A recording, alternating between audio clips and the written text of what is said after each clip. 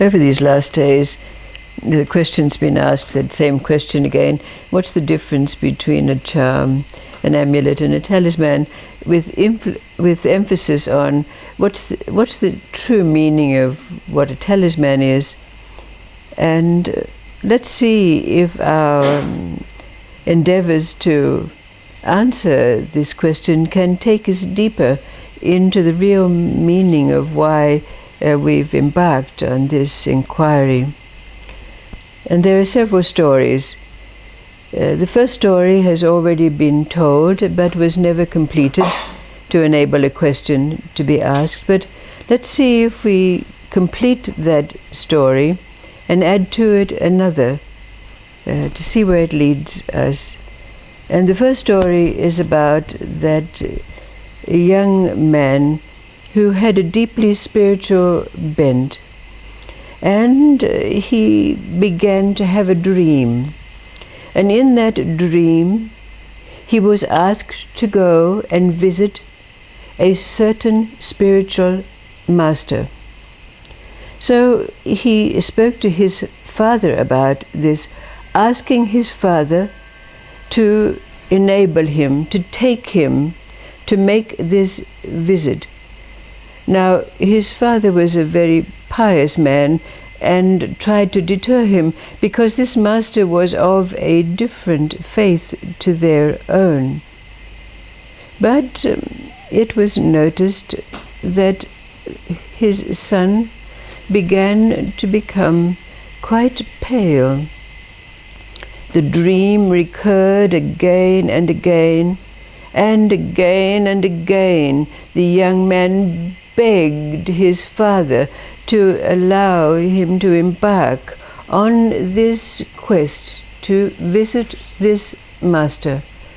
Well, his father finally conceded, and they set out to a distant place where the spiritual master lived. But they hadn't gone very far when the wheel fell off their wagon. And the father said to his son, you see, this is a sign we're not supposed to go and visit this being. So they turned back and returned home. But over the following days, the son became paler and weaker and continued to beg his father to take him to visit the master. So again, the father conceded.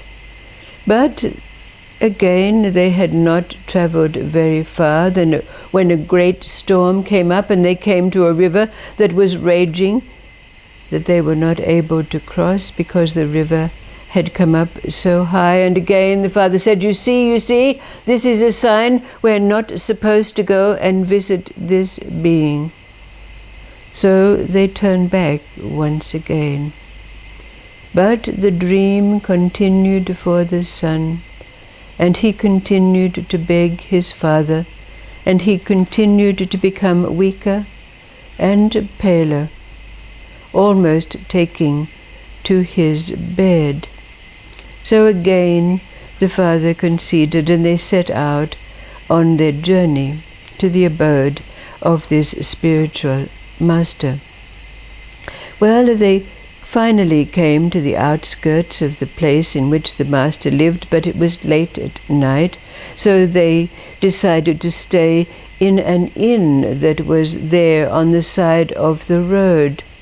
And when they were in the inn and were having a repast set out by the innkeeper, the father got into conversation with another man who happened to be there in the inn, and the other man asked the father where he was going, and the father explained that they were going to visit such and such a being in the town nearby.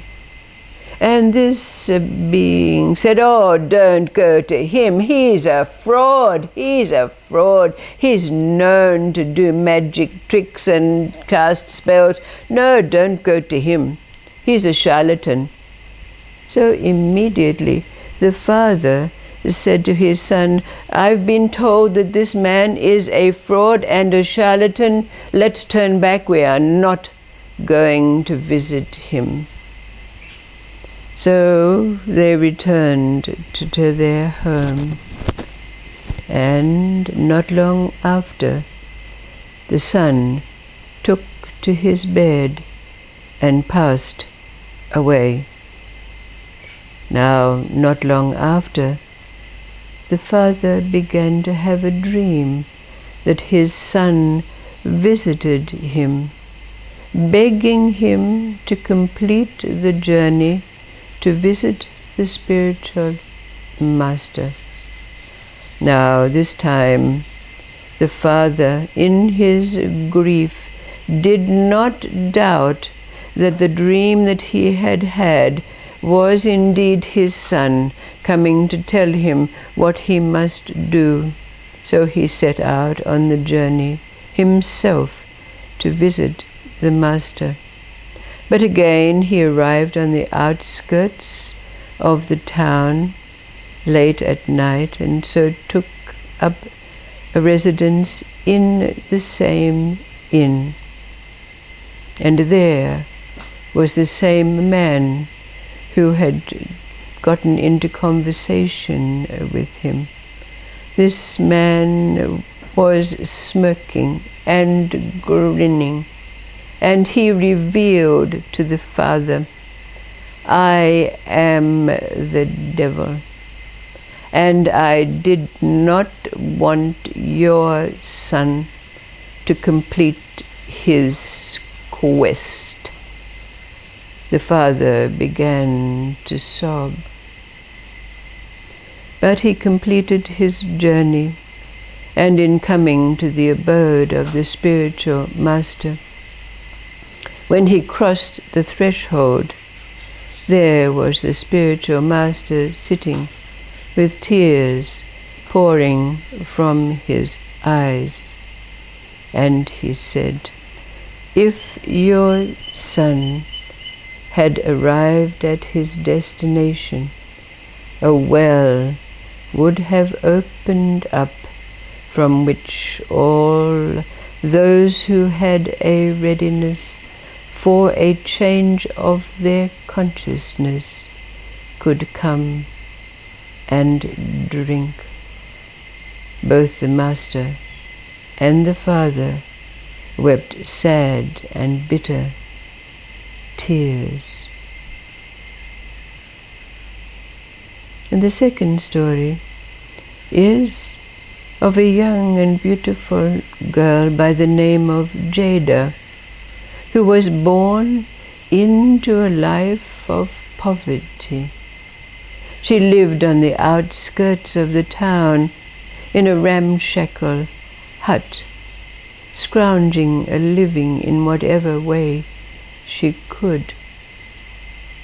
But unbeknownst to her, there was an evil jinn, a demon, who on every occasion when there was a possibility that success could come to Jada, would interfere. Now one day, Jada was walking down the road when she saw a large tree in which bees had made their nest and left a great cache of honey, but they had deserted their hive. So she thought to herself that if she bought a jar, she would be able to fill it with honey and take it to the market and maybe earn a little money. But as soon as the jinn caught wind of this, he turned himself into a branch overhanging from a tree under which she had to pass. And as she passed, the branch waved to knock the container of honey out of her hand, and it crashed, spilling its contents on the ground. Well, as was Jada's usual bent, she said, "Something will happen." And as she watched, she saw a trail of ants coming to devour the honey. So she went to return to her house. But as she was turning, coming down the road was a man on horseback, and he was waving his crop around, and as he approached a large mulberry tree, he happened to knock a branch filled with ripe fruit, which fell to the ground as he passed. And Jada thought to herself, I will gather these mulberries and take them to the market. But the jinn got wind of this and turned himself into a donkey. And when Jada was resting under a tree with her basket of mulberries beside her, the donkey sidled up to her so that she was able to stroke him. But in so doing, he rolled over and rolled on to her basket of mulberries, squashing them to the ground. And then the jinn, in the form of a mule, went running off down the road, laughing for all he was worth. Now Jada, according to her bent, thought to herself, something will happen. And indeed, just at that moment, the young queen came riding by on a palanquin and noticed what had happened, and stopped those who were carrying her and said, "This maiden, the mule, has destroyed her livelihood. We must help her." So the queen descended from her palanquin and invited Jada to join her. And because they were of an age, they very soon struck up a friendship.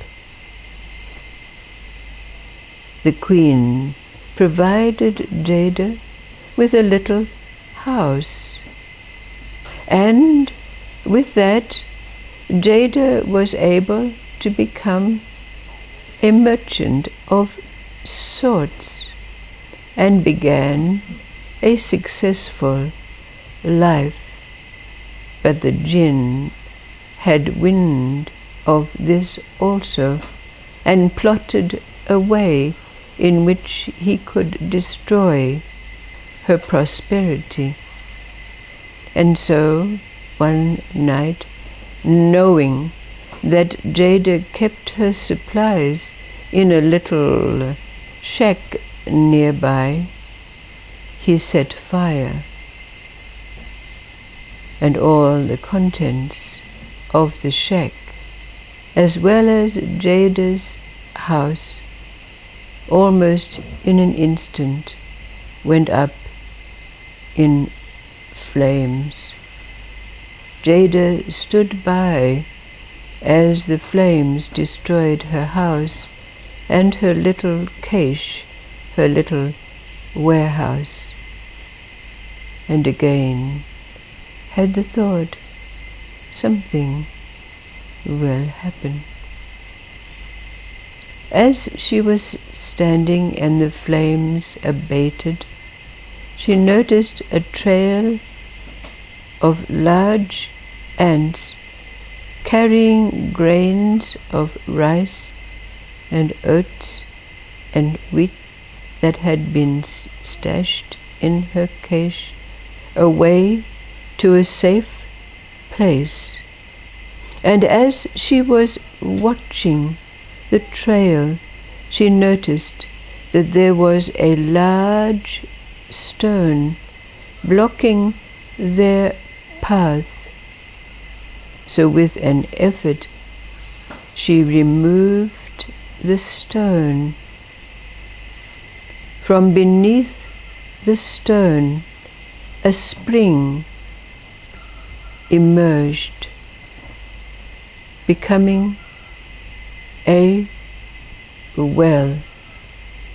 As soon as the jinn saw the gushing fresh water arising from the spring, the demon disappeared, never to be seen again. People began to come from everywhere to drink of this extraordinary spring, and those in the vicinity said that it had been foretold that there would be a being who would undergo great hardships unfazed.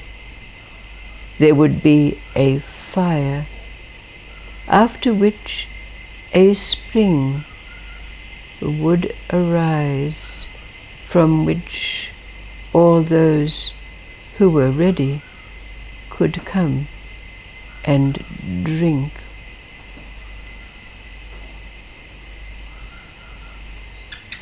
Jada was called the Princess of the Well.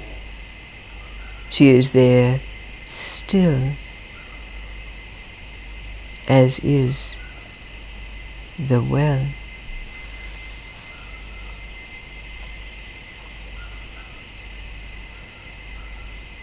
Where do these two stories meet? What is it that arises in you as the deep meaning of these two tales? What is their similarity, their connection? What's your experience relative to these stories?